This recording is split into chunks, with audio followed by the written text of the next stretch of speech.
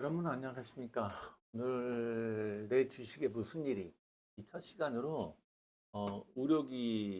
전문 의료기기 회사인 누닛에 대해서 얘기를 해보고자 합니다. 누닛은 이제 제목을 보면 적자 매달고 세계로 뛰어드는 의료 AI 적자를 계속 이어가고 있다는 거죠. 뚜렷한 매출 성장은 이루는데 영업 손실이 좀 있고 의료 의존도 문제도 해결해야 할 과제로 보입니다.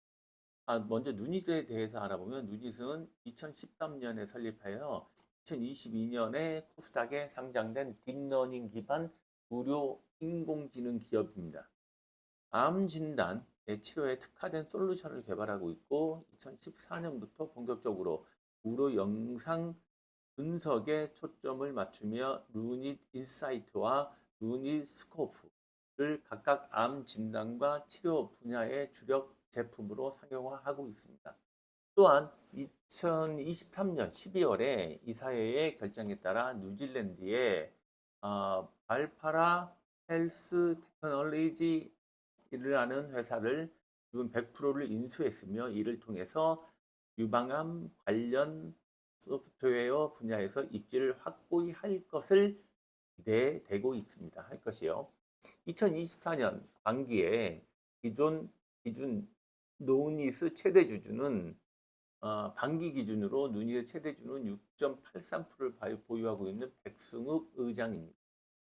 2024년 기말 루닛의 매출은 250억으로 2022년 138억 대비 2배 가까이 증가를 했습니다. 2배는 아니지만 거의 2배 가까이 증가를 했죠. 그리고 올해 상반기에 173억의 매출을 기록했습니다. 올해 상반기에만요.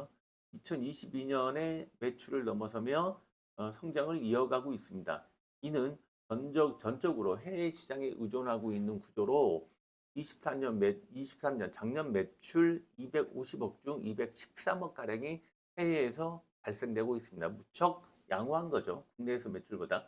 국내 매출 또한 증가세를 보이고 있어요. 해외 매출뿐만 아니라 해외 매출의 증가폭이 월등하고 루닛은 미국, 중국, 네덜란드 등의 종속 회사를 두고 있으며 GE 헬스케어, 필립스, 후지필름 등과의 파트너십을 통해 시장을 확보하고 있습니다. 글로벌 대기업과의 파트너십은 해외 매출이 대부분 차지하는 누닛에 도움이 될 수 있으나 한데 23년 주요 매출처 두 개사와의 거래 전체 매출이 차지하는 비중이 63%에 이게 매출 비중이 한 곳에 너무 집중돼 있어요. 63%로 의존도가 매우 높아. 이거는 좀 뭐랄까 그 의존도가 깨지게 되면 매출이 많이 떨어질 수 있으니까 그게 문제가 되는 거죠. 4년 반기엔 그 비율이 40% 선으로 내려왔습니다. 다행이죠. 60%, 63%였는데 40% 선까지 내려왔으니까. 한편 이렇듯 매출의 증가세를 보이고 있음에도 불구하고 누닛은 막대한 영업 손실을 지속하고 있다는 게 문제인 거예요. 여기서 그 매출은 계속 올라가고 있어요. 매출은 계속 올라가고 있는데 영업 손실이 이렇게 하고 있으니까 2023년 기말 기준 영업 비용은 673억 원으로 전년 대비 27억 원 가량이 발생하며 이로 인해 422억 원의 영업 손실을 기록했습니다. 422억 원이요. 좀 크죠? 21년에 3년간의 손실폭 중에서 가장 작지만 매해 400억 원 이상의 적자를 기록하고 있는 중으로 보입니다. 반기의 영업비용이 이미 500억 원을 넘어선 영향으로 영업손실은 327억 원을 기록하여 하반기에도 이러한 추세가 유지될 경우 영업비용과 영업손실이 크게 오를 수 있어 비용 관리가 필요해 보입니다. 이 그래프를 보면 자, 이 선이 영업손실이죠. 이 선이 영업손실 그리고 영업수익 이걸로 수익을 보고 있는 거예요. 수익이 보고 있고 이건 영업비용이야. 근데 영업비용이 계속 올라가는 거예요. 영업비용이. 영업수익도 좀 올라가지만 영업비용이 올라가니까 계속 마이너스를 이거 심하게 말하면 흑자도산도 할 수 있는 그런 문제가 있는 거죠. 이런 매출과 반대로 달리는 연구개발, 요동치는 유동 비율. 자, 보시죠. 연구개발비는 감소 추세를 보이고 있고 2021년 237억 원을 기록한 연구개발비는 22년 193억, 23년 172억을 기록하며 매출액 증가에도 불구하고 매출액 증가에도 불구하고 감소 추세를 보이고 있어요. 매출액 대비 연구개발비는 동기간 357%에서 68% 다행히 내려왔죠. 연구개발비가 높으면 높을수록 문제는 매출이 올라가도 손실이 나오는데 연구개발비가 68%로 전에 357%에서 내려왔으니까 약간 다행인 셈인 거죠. 보시면 이 파란 게 연구개발비 그리고 매출액 대비 비율 보시면 비율이 이제 점점점 내려가고 있죠. 내려가고 있는 걸 확인할 수 있습니다. 연구개발비 및 매출액 대비 연구개발비 추이를 이 그래프로 보시면 돼요. 24년 5월 누닛은 292억 호주 달러로 AUD 달러로 이게 호주 달러일 거예요. 호주 달러로 달러를 들여 알파라 헬스 테크놀로지 이 지분을 100% 인수했으며 앞서도 말씀드렸죠. 공시 자료에 따르면 1,646억 원을 사용했어요.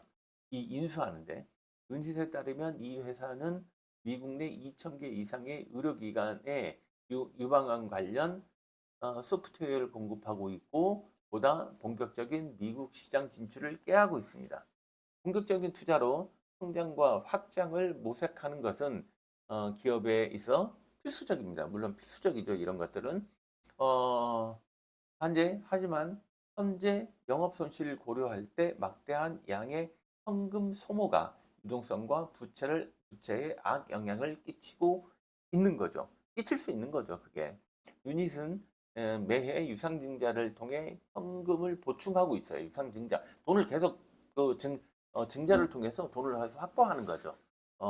투자자들한테 21년과 22년엔 유상증자로 인해 현금 유입액이 300억 안팎이었고 300억 정도 했는데 23년엔 1983억이 유입됐어요. 계속 누군가 투자를 하고 있는 거죠. 이 유닛을 계속 크게 보고 있는 거 앞으로 더 클 수 있다라고 생각을 하고 있는 거죠. 24년 반기에 유동부채가 23년 기말보다 10배 이상 기록하는 등 유동 비율이 매우 크게 출렁이고 있기도 합니다. 자, 유동자산과 유동부채 추이를 보시죠. 자, 파란 게 유동자산이에요. 파란 그래프 선이 유동자산, 유동부채는 빨간색, 이 다홍색 이 선이 유동부채, 유동 비율은 이 비율인데 이렇게 크게 올라갔다가 크게 이제 내려앉는 상황이죠.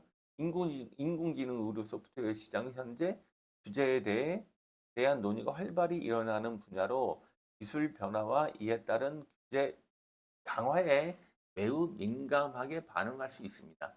24년 EU가 의료기기 분야를 포함한 인공지능에 대한 규제를 강화하는 법안을 승인하면서 미국은 물론 국내에서도 규제 강화와 완화 사이에 여러 논의가 이어지고 있어 이 누닛이라는 기업에 대해서 좀 예의주시할 필요가 있어요.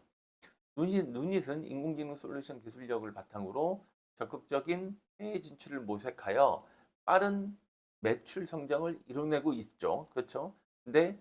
그런데 몇 개의 주요 매출처에 이게 쏠리고 있어요. 아까도 뭐 63%에서 40% 떨어지고 있지만 그래도 주요 매출처 한 두세 개의 매출처에 대해서 쏠림 현상이 있어서 이게 문제가 있는 거죠. 관리가 필요하죠. 또한 24년 상반기까지 이어진 영업 손실과 영업 비용 증가세를 유지하는 상황에서 막대한 현금 유출은 유동성에 대한 우려를 가져올 수 있습니다. 연구개발비가 줄어드는 추세가 장기적 기업 경쟁력에 부정적인 영향을 미치게 될 수도 있는 상황인 거죠. 누닛이 확장과 흑자 전환 두 마리 토끼를 모두 잡을 수 있는지는 우리가 한번 지켜봐야 하는 문제입니다. 이상으로 첫 시간 영상을 내 주식에 무슨 일이라는 주제의 영상을 누닛에 대해서 의료기기 누닛에 대해서 설명을 했습니다. 다음 시간에서 의료기기 관련 기업을 설명드릴 테니까 많은 기대 부탁드립니다. 고맙습니다.